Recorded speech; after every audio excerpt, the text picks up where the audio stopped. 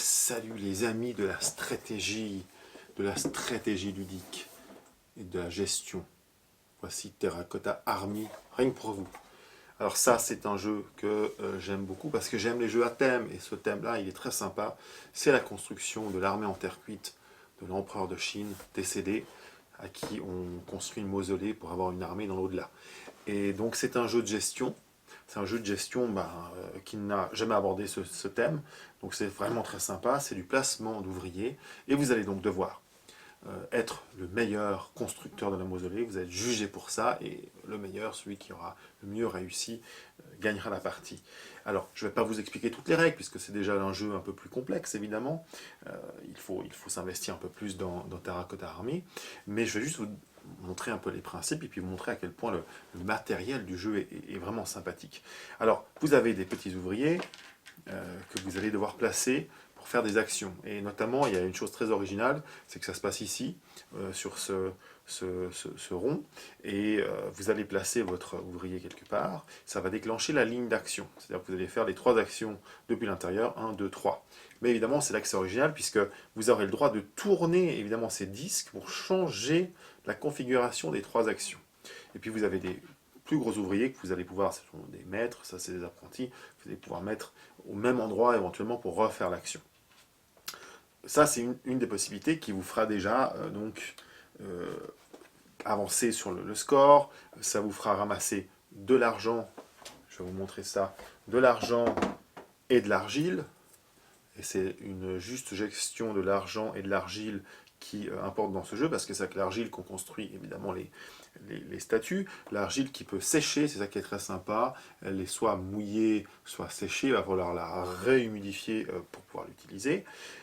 Suite à quoi vous pourrez construire vos petits soldats. Alors chaque soldat, il y en a 4 types, un pouvoir spécifique, il va falloir d'ailleurs utiliser des armes, vous aurez besoin des armes pour pouvoir les construire, et ensuite quand vous aurez construit, il faut que j'arrive à sortir un de ces petits soldats, qui sont d'ailleurs très joliment faits, vous le placerez quelque part, tac, sur la mausolée, avec votre couleur en dessous. Et vous en placerez d'autres genres, ainsi de suite, selon ce que vous avez envie de scorer. Je vous expliquerai rapidement ce qui se passe pour le score après. Chaque soldat donc a évidemment une utilité, alors que ce soit une utilité de score, une utilité de ramasser des ressources. Vous aurez aussi la possibilité de déployer ici des unités neutres de ce type-là, que vous placerez, alors ça occupera de la place, vous aurez votre bonhomme à côté, ce ne sera pas à vous, hein, parce que ça c'est neutre, mais ça vous permet d'agencer un peu le mausolée de manière différente.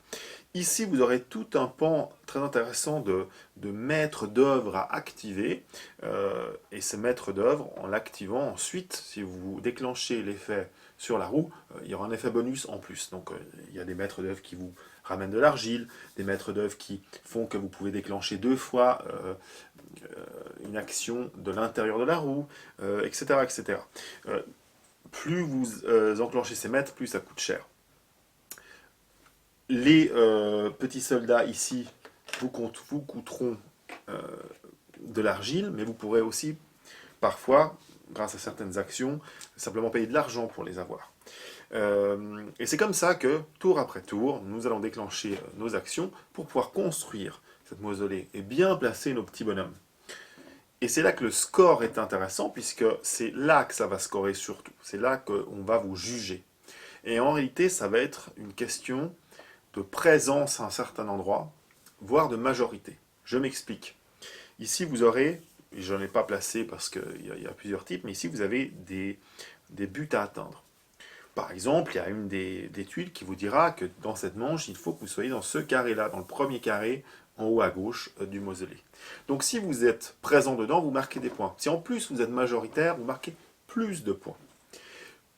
Tout comme ici, vous avez 2 petits surveillants, experts, je ne sais plus trop comment on les appelle, qui vont vous juger. Et eux, ils sont au début, ligne 1, enfin colonne 1, ligne 1. Pareil, colonne 1, si vous êtes présent, vous marquez des points, si vous êtes majoritaire, vous marquez des points. Pareil pour la colonne et la ligne. Et évidemment, ces experts-là bougeront. Tac, tac, tac. Donc à chaque tour, il va falloir se réinventer pour être présent dans la ligne, pour être majoritaire dans la ligne, tout comme pour satisfaire aux exigences, aux buts qu'on vous a promis ici. C'est comme ça que vous allez pouvoir avancer, avancer, avancer, choisir les bonnes actions, avoir de l'argent, avoir de l'argile, avoir de l'eau pour la rehumidifier, etc. etc. C'est ça, Terracotta Army. Et après, ça fait un joli mausolée bien rempli. C'est ça, Terracotta Army, donc. Regardez-moi cette belle boîte. Elle est merveilleuse. C'est un jeu donc, qui se joue de 2 à 4. Les parties durent de 90 à 120 minutes, donc c'est déjà des belles parties de gestion pour 14 ans et plus. C'est le genre de jeu que j'adore, avec un thème fort, très joliment illustré, avec une vraie stratégie à mettre en place, pas mal de possibilités pour avancer. Voilà, c'est un jeu passionnant, très bien illustré, je le répète. C'est le genre de jeu qu'on adore chez À quoi on joue. Et si vous avez envie voilà, de faire un beau jeu de gestion, bah c'est ça, c'est Terracotta Army.